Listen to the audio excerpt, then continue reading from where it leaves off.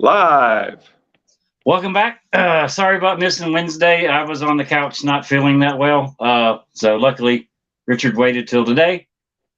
This is Game of Thrones Bran 5. Now, like most of these ones here in this first book, not a real long chapter. But as usual, I am old new dude, and he is, like most of these ones here in this first book, not a real long. Try again. I'm old new dude, and he is Richard York, Asher's trueborn son. As normal, with the brains of the operation, seeing what he saw in the chapter, and the idiot that can't turn the volume down on his tablet, we'll jump in with his stupid stuff every now and then. So take it away, Rick. We're lucky to have you back, sir. I'm glad you're feeling better. I appreciate it. I'm glad to be off the couch.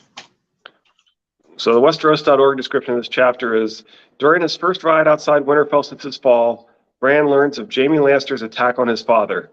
Robb goes ahead to find the direwolves, and Bran is attacked by 6 outlaws.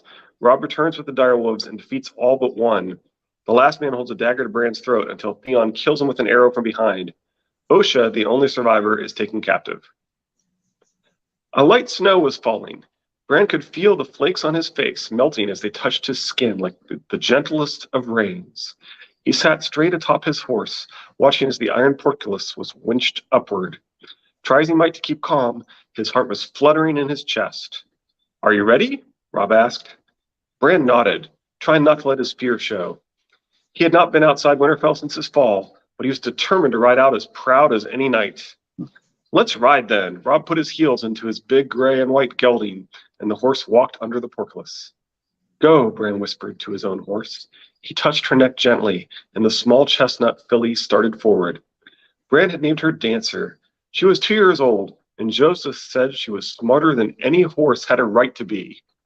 So I have to wonder, is Bran subconsciously helping the horse be smarter?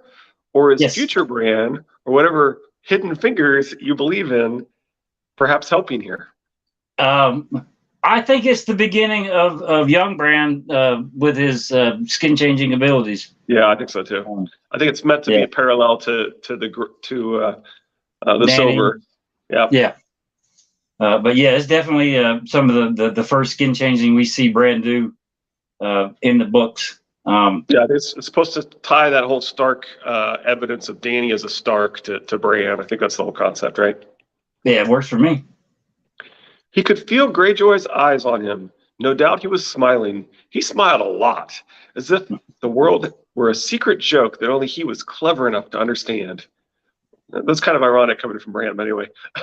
Yeah. Robb seemed to admire Theon and enjoy his company, but Bran had never warmed to his father's ward. So this is interesting foreshadowing of Robb being too trusting and of the conflict of the princes of Winterfell. Right. Definitely that Spider-Man danger sense tingling that some of these characters get. Not to mention, keep going. I don't think we got there yet. Okay. Did you hear Summer howling last night? Greywind was restless too, Robb said. His auburn hair had grown shaggy and unkempt, and a reddish stubble covered his jaw, making him look older than his 15 years. Sometimes I think they know things, sense things. Smart guy, that King of the North. There you go. Now, see, here's the thing. We get the letter came to tell him about what was going on in King's Landing. We got the letter from that you pointed out from Catelyn and the Vale and everything. Yep. But what happened the last night that caused the wolves to be uneasy? I think that's the point. Is that they go uneasy before the messages arrive. You'll notice if I think it's Cantus has talked about this. Melisandre seems to know exactly what's in Raven's messages before they arrive, repeatedly. So it sure seems like there's something about like information traveling to places where these people seem to get it ahead of time. Is it Raven speak on the wind, maybe? I think it's really just the whole concept of being able to tap into the Weirwood net and see the. I kind of wish it was named the Weirwood Web so it could be www. But anyway, it's kind of by convention in the fandom it's been referred to as the Weirwood net to see the past, present, and future, and distances and so forth. And so it feels like it's like once the information is out there, that people seem to be able to access it. Right. A message had arrived from the Erie from Mother, but that had not been good news either. She did not say when she meant to return, only that she had taken the imp as prisoner. And I don't think this message, despite what the green hand says, I don't think that this message has literally only said this. I think this is what Bran took from it. It's basically saying, you know, she wouldn't comment on when she'd be back, just that she'd taken the imp as prisoner. Right. Just before she sent word, Catelyn was thinking about Ned's commands and how she needed to send them. Let's see what happens next to see if there's any clue whether she included Ned's commands. Oh my goodness, you're gonna rub that in, aren't you? Afterward, riders were sent out on fast horses carrying Robb's commands throughout the north.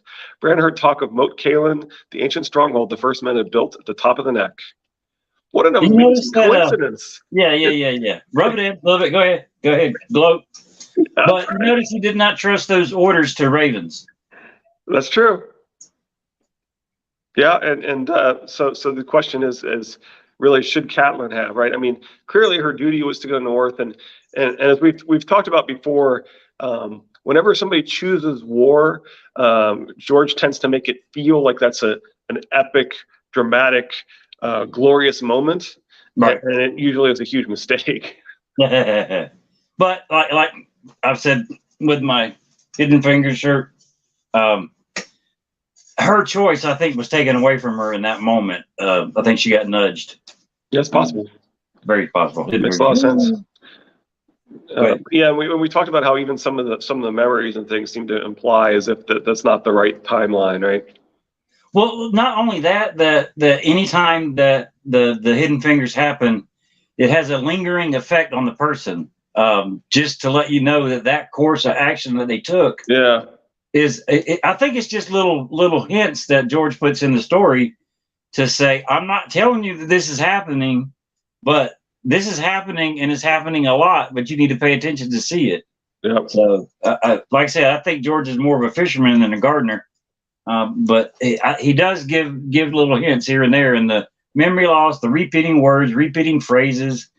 Even if it's Mormont's raven repeating crow, crow, crow, that's just telling you that there's some magic going on with that damn raven. I mean, somebody's looking through his eyes. I think most people figure that out. Yeah, but I think there's not a single chapter in the entire series does not have Hidden Fingers in it. So, Jory Castle is dead, and Weil and Heward as well, murdered by the Kingslayer. So we've said it before, but Jaime is supposed to be a villain who decides he can be good. You don't need to try and excuse the gray in George's characters. Just because you've fallen in love with a character doesn't mean that they were right to do the things that they did that were wrong. Right. George intends them to be flawed. The idea isn't that Jaime's been good for forever and he was the hero of Robert's Rebellion and therefore he's always good. He was the hero of Robert's Rebellion, and he's not always good.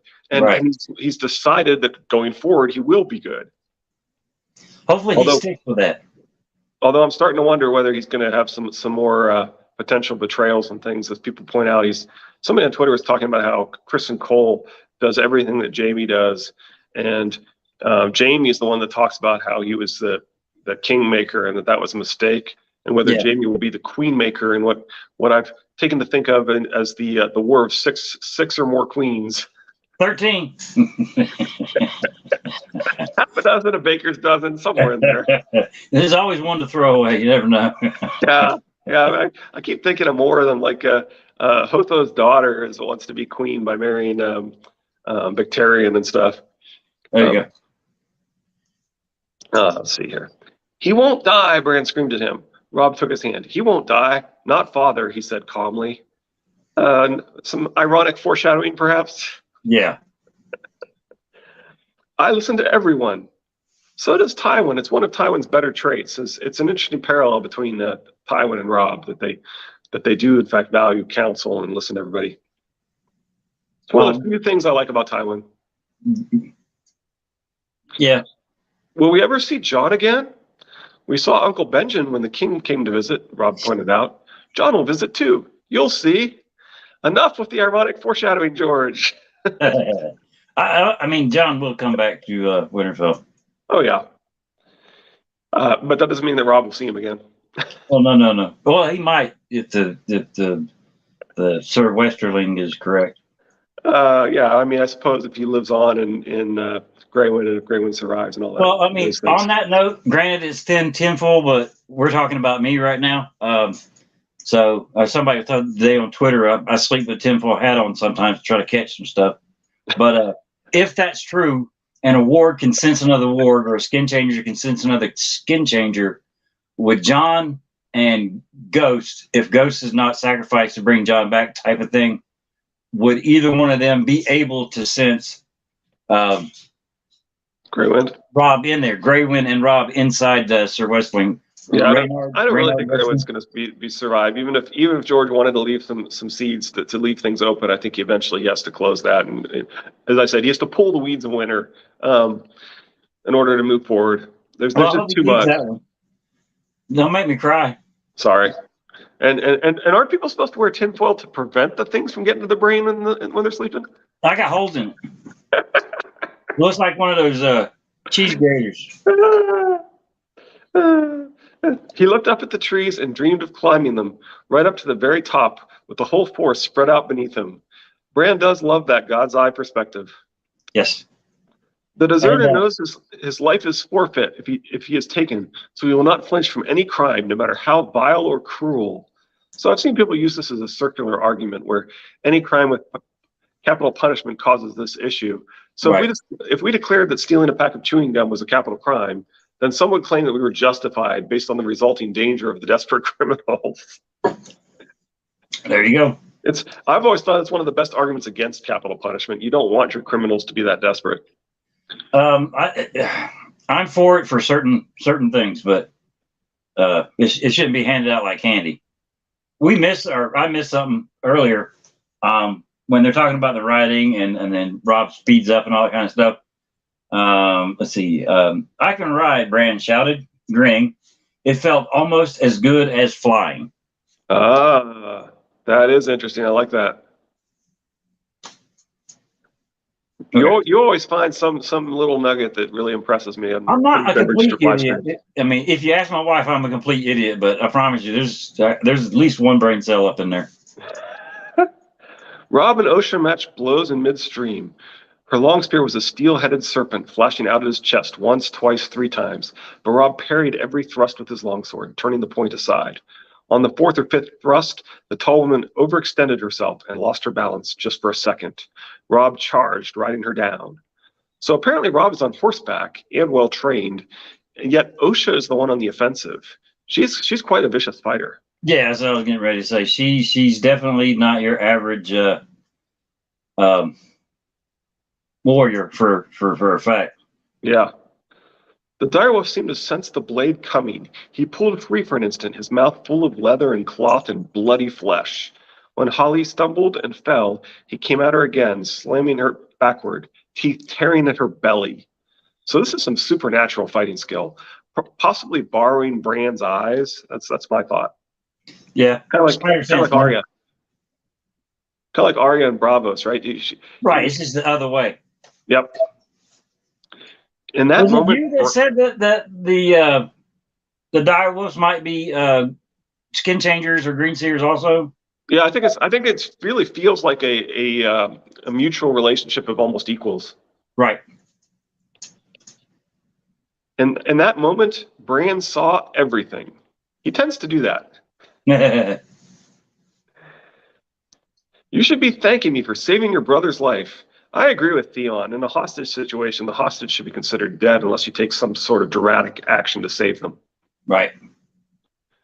Well, I mean, picture a scenario out of that with as soon as the wolves are dead, Rob's unarmed because he's gonna make him drop the sword, and it's him against the guy with a knife to the brother's throat. Yeah, he's gonna kill them all. Yeah. His goal is to kill them, and you don't. You know, if you give in to terrorists once, then you're going to give in to them over and over again until they take everything and you're dead. Yep. I spied a turkey, Theon said, annoyed by the question. How was I to know that you'd leave the boy alone? Robb turned his head to look at Theon once more. Bran had never seen him so angry, yet he said nothing. So I'm wondering if Robb is mad at himself because he might have realized that he did basically the exact same thing, but it's probably more likely that he's just too angry to form a coherent sentence. Yeah. Which, I mean, that level of anger and up with Robb, we don't see nearly as much as we do with John or Yep. or Ned. I mean, the few times we've seen it with Ned, but I mean, you don't see it a lot when it comes to Robb. Yeah. Maester Lewin stood. We might do well to question her. Bran could see the relief on his brother's face. As you say, Maester, Wayne, bind her hands. She'll come back to Winterfell with us and live or die by the truth she gives us. So Robb was looking for an excuse not to kill a woman, which is pretty much like John. Yep. He talks about how they should question. They should. Ygritte, right? He talks about how they should question Ygritte. He tries to think of some reason not to kill Ygritte, and eventually he shows mercy. One of the things about mercy is that in addition to Ned saying mercy is never a mistake, just a few chapters ago, but one of the things about mercy and the whole concept of he who passes the sentence should swing the sword is it's not about how you have to be cold-hearted justice. It's about how you have to be willing to show mercy to those who deserve it. Right. I know we do yours before we do mine, and I keep forgetting to mark where I need to jump in at. But stepping back just for a second, talking about hidden fingers. Okay, there it is. There was something about the Lannisters, something he ought to remember. Oh yeah. But when he tried to think, he felt dizzy and his stomach clenched. Hard as stone. And I used to take that as like the dizziness of the fall, like he started to experience the fall again. Right. But you're right. It's not time for him to remember what happened. Right. And you know the three-eyed crow will even say that to him, right? The three-eyed crow that he discusses being a crow and you know, are you really a crow? And all that people say is not aware that it's a crow, which doesn't make sense, but you know, whatever. And also you see Theon getting back to the House of the Dragon, not that we started there, but sure. Remember the conversation that they've not known war, that these people are just. By the way, that's complete BS, as Preston has pointed out. It's even before the war with the Stepstones, Rhaenys. It's Rhaenys that's telling us this, which is hilarious. Her father was known for his victories in war. In fact, he was said to be greater than Aegon the Conqueror because he would win like a war in a single day with no lives lost, and then he would go on and liberate Tarth. When they were conquered by what's it called, the Mirish bloodbath, right? And then he got killed by an assassin. But it was because of his success with all the different wars that he was winning that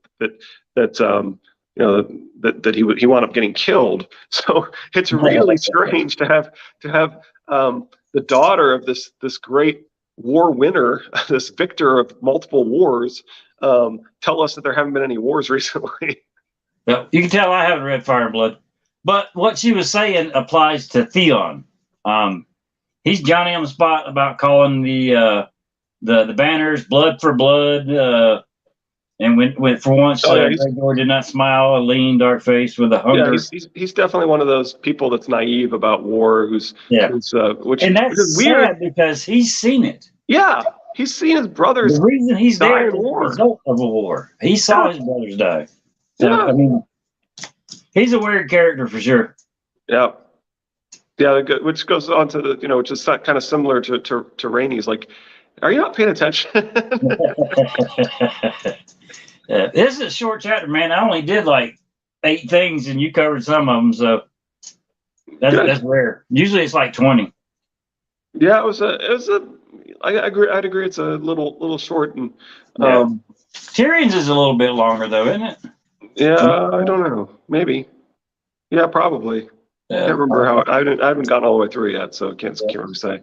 I'll find out here in a little while. I'll probably go ahead and get it done. The We are just a little quick special announcement. yeah, The Green Bard is we're trying to do what is it, EDAR 10? I call it the Weapon X chapter, but EDAR 10. We're trying to get all three of us on. I am having the hardest times with my lights today. Try to get all three of us on to have it ready for Wednesday at noon, just for the fever dream, because that's pretty much the whole. I thought. Wait, you said Wednesday at noon? Is that what we're doing? Well, that's when I'm going to release it. We're going to record it okay. Either Monday or Tuesday night, and then I'll have a release time at our normal 12 o'clock on Wednesday.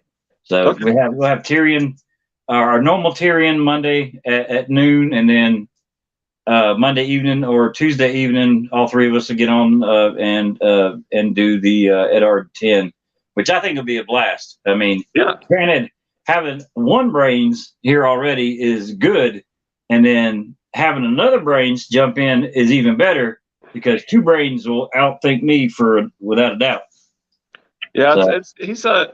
He actually, I think he's the one that kind of got me thinking about the sort of the intro to Triplet Targaryens, where he was like, he's like, I hope this is true, but unfortunately, I don't think it is, because George has said they gave him the correct answer, and he goes unless, and I could be, maybe this wasn't him, but I think it was him. He goes, unless it's specifically what George has said about correct answers and how they're different between the book and the show. Right. And you'll notice that I kind of focused on that at the beginning of the Triplet Targaryens, that he's really kind of repeatedly hinted, with a specific example of a woman having three kids on the screen three kids in the page and one on the screen, right? And he specifically says, he puts it in the context of giving the correct answer, and of course that's sort of what the whole thing with R plus L equals J supposedly being confirmed is, right? Is oh, well, they gave the correct answer. Well, first off, he never actually said it was correct until they'd actually put it on the screen. He said it was interesting. Originally. So, well, I mean, that's like them asking her about John being dead, and his answer is, or his wife might have said, "Oh, you think John's dead?" That was George. That was George. Paris is famous for when somebody said they loved R plus L equals J, and he said at dinner, and she laughed, and she goes, "Oh, you think these books that's way too simple for these books."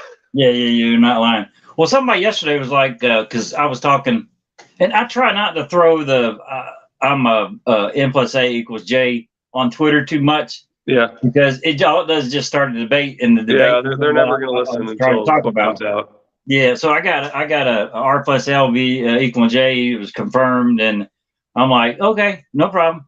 We're entitled to different opinions, and I'm cool with yours. I think it's funny that the Order of the Green Hand uses literally the same logic to claim that Joffrey must have hired the cat's paw, right? They literally use the exact same logic that everybody uses against them. They go, well, when George was working with the people who made this alternate media, namely the app creators, right? They assumed that the cat's paw was hired by Joffrey, and George confirmed it. Therefore, it's confirmed. And I'm like, is it though? If you've already got it on the page and in the system to something else, and they're getting ready to throw it out to the public, I mean, what's he going to do? No, stop. How's he going to reword that? Yeah. How's he going to reword that? I think he's just let it go, which I think is fine. Yeah, I think he's done that on quite a bit of stuff. I think he's done that on House of the Dragon on a couple of things. But I mean, definitely. I mean, he can't have his cake and eat it too. But I do believe that the ambiguity has to go away when you adapt, right? And so he accepts that, right? He accepts that as people come out with alternative media, the ambiguity is going to go away, and his deliberate creating multiple answers to the question is going to be one answer, right? And he's okay with that. Well, it's like the people thinking that Balon Greyjoy is the High Sparrow, and Euron Greyjoy is Dario Naharis. I mean, stuff like that. If it's true, and they're not using glamour. All they're doing is just putting some blue in their hair or whatever, or they've shaved their head to be. I mean, if it's the same actor doing both roles, then the gig is up. You know. Yeah. Yeah. That on the page does not transfer to the screen. Right. Right. And there's a lot of situations in his books that when he started out this book, he said he purposely made it to where it could not be taken from the page and added to the screen, whether it was big Right, yeah, or small that's screen. definitely true. Yeah, he did. Man, I know it takes a while to get wins done, and I'll be glad when it gets here. But dude's a genius. I mean, Yeah, we'll be in a whole other territory if we get another book. you ain't lying. I mean, I got goosebumps every time we do a video. At the end, I always do something to get goosebumps. But just thinking about that, it's like that scene. Even though it might not happen in the books, like you got Jon Snow out there, he's getting ready to do his baseball swing with the sword. I don't care how many times I've watched that episode. I'm just thinking about it again. It gives me more goosebumps. That scene right there is like, all right, I would follow this guy through the gates of hell type of thing. I mean, that's just. Sorry, I know that's off on a rant, but No, it's great. I tend to do that quite a bit. That was something No, I else I was appreciate going the to say. I can't remember. But okay, Monday's Tyrion, and hopefully we'll have the Green Bard with us to release on Wednesday. And y'all have a safe weekend. Take care, monkeypox, COVID, whatever you need to do. Take care of yourself. I don't judge. I'll take care of my family for sure. Yep. Richard, you have a good weekend and take care of your dogs and your housemate. And I'm glad you have back. I missed you last week. So, but yeah, I'm glad you're back. Oh yeah, Wednesday. We're even now, okay? But that's it. That's Bran 5. All right, y'all have a good weekend. I know I'm scatterbrained today, but wait a minute, I'm scatterbrained every day. So I have been Old New Dude, and he has been Richard York, Asher's Trueborn Son. Y'all have a good weekend. Bye. Bye.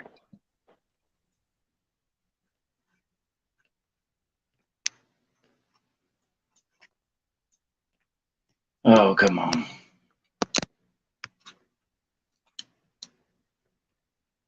There we go. Oh, I hate you, phone. I really do.